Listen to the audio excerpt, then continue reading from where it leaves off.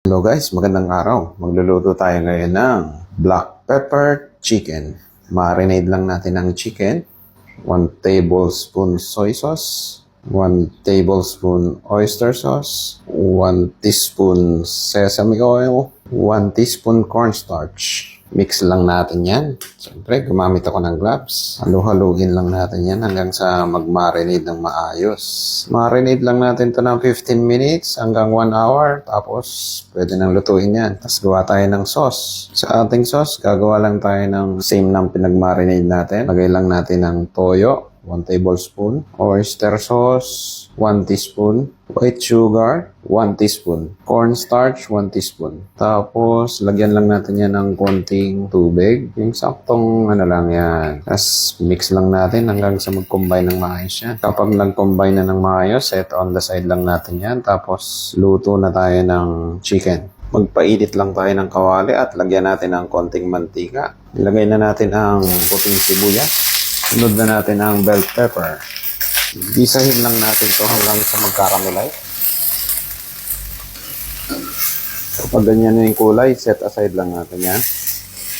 Tapos pan-fry na natin ang chicken na minarinate kanina.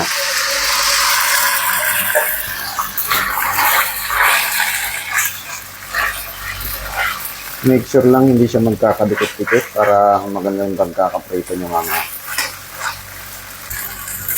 Haluin lang natin dahan-dahan. Yan.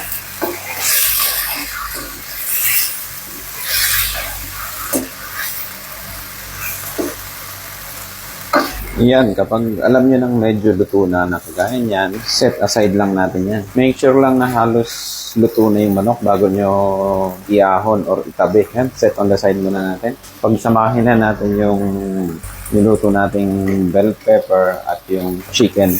Yan. Set aside lang natin.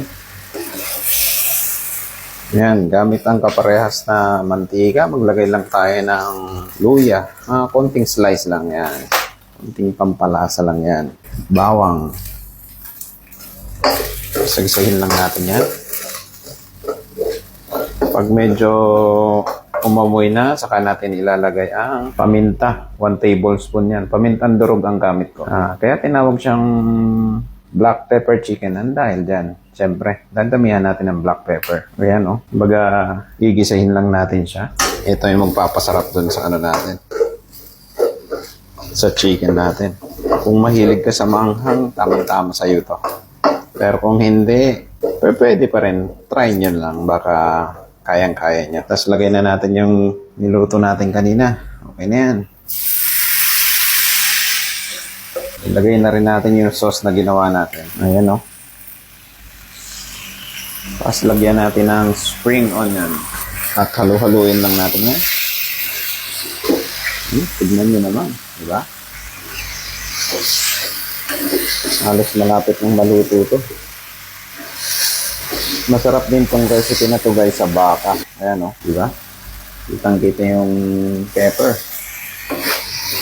Kung naaamoy nyo lang guys, bango ng paminta. Pwede pa kayo maglagay ng konting tubig dito kung gusto nyo ng may sauce. Pero ako, mas maganda itong ganitong itsura. Para kang kumain sa Chinese restaurant na ito. Perfect na perfect. Yan na. Kita nyo naman. Diba? Looking good, diba? Mukhang masarap, diba? Yan, titikman natin syempre. Oh, tsura pa lang. Ayan na. Ito na ang inaantay ng lahat. Ang tikiman time. Ayan, oh. Kita mo naman. Oh. Ayan. Ayan. Focus ko. Ayan. Kung mahilig ka sa paminta, sa savory food, sigurado para sa'yo to.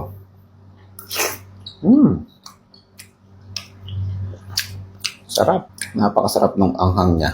Kakaiba talagang anghang ng paminta. Kung gusto niyo ng mas magandang kulay, gumamit kayo ng red bell pepper. Para pang Instagram yung galawan, di ba? Wala kasi akong available na red bell pepper, kaya green na lang ginamit ko. Titikman natin na may kanin yan. Naku, napakasarap na ito.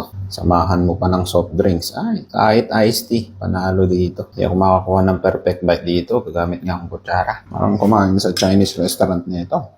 The best.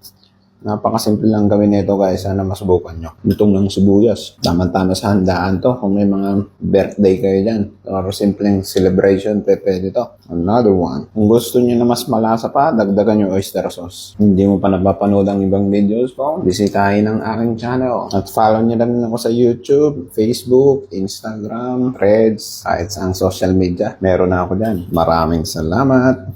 Last bite.